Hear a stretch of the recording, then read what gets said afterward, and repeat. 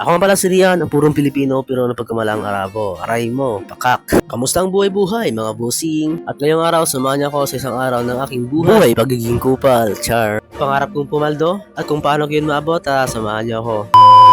What's up mga animal? Another day, another kupal na naman. Ngayong araw, samahan niyo ako at magbibinta tayo ng lingkad. Dahil gani masama ang panahon at kasing sama ng ugali mo. Katulad ng kakilala ko. Aray mo, pakak. Anyway guys, at ngayong araw nga pala ay magbibinta tayo ng ating lingkad. Na pinaghirapan natin ng ilang araw. Kahit may bagyo, edi go pa rin. Kasi nga hindi tayo rich. At sana soon tayo ay pumaldo. Magpaldo sa kwarta, hindi pardo sa reporting. Bayaran, aray mo, pakak. Sa mga oras nga na ito guys, naganda na kami para sa aming ibibintang niyog. Ito gani ay niluluto namin ng maigi para wala siyang bawas pag may binta na. Kasi nga daw baka mamirmahan, sayang yung kilo, aray mo. Tapos ito si Buskim, tamang hiwa-hiwa na lang muna ng aming maniyog. At para mamaya ay ready na may binta. Kasi mas maganda kasi pag nakahiwa siya para malaman ng mga nagbibili ng niyog namin ay luto at worth it. Sa halagang 51 pesos kada kilo, aray mo, paldo. Charot. Paldo sa utang, aray mo. And so, ayun na guys, binuhat ko lang isang pangmalakasang sako. Dahil nga wala kaming pamahaw niyan. Ha? Pamahaw? Ano pamahaw? Sorry guys, kasi nga hindi ako marunong mag-Tagalog. Kay Bisaya ako ni Aklanon. Aklanon, ha? Aklanon. At so, ayun na guys, at nakarating na kami sa basketball court na kung saan ay malapit lang to sa amin at hanggang dito lang yung motor. Kasi yung papunta sa amin ay masyado ng patakason. Patakason?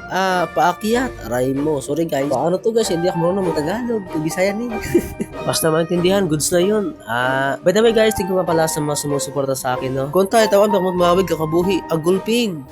Paldo sa buhay. Basta pray yan palagi kay God. Nga tanang nga wish natin ay matupad natin. Amen. Kasi nga rin nabasa ko sa Bible, Luke 1 verse 18, always pray and never give up. Basta palagi tayo mong dasal at sabayan natin ng sipag, matik, paldo tayo. At sa mga oras nito guys ay papunta na ako ng barangay Napnot na kung saan yung aming mga lingkad na dinala kanina ay nasa baba na, hinakot na siya ng motor. Kasi nga guys, yung lugar namin ay nasa boundary siya ng Madalag at Libakaw. At kaya kung may mga product kami na ibinibinta ay dito kami dumadaan sa Napnot sa sitio Dumwag, Madalag, Aklan. At ano nga guys, at kami ay nabusan ng hangin at kami nang hiram ng bomba dito sa tabi ng kalsada. At maraming salamat nga pala kila Kuya na nagpahiram sa amin ng bomba. God bless po and ingat kayo palagi. Kasi nga guys, malayo-layo pang aming liliparin.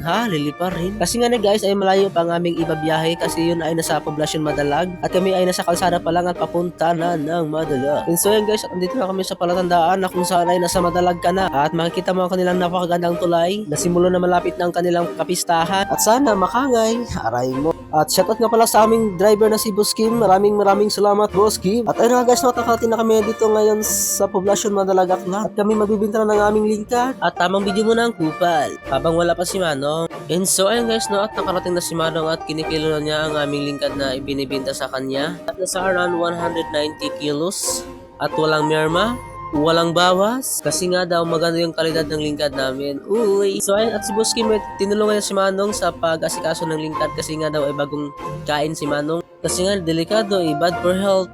English yun. At maraming salamat pala kay Manong sa smooth na transaction at maayos na pagkilo. Thank you all. At so ayun guys, hanggang dito na lang muna. Maraming salamat sa sumusuporta kay Kupal. At palagi kayong mag-ingat at palaging tatandaan na Kipos kat imoron.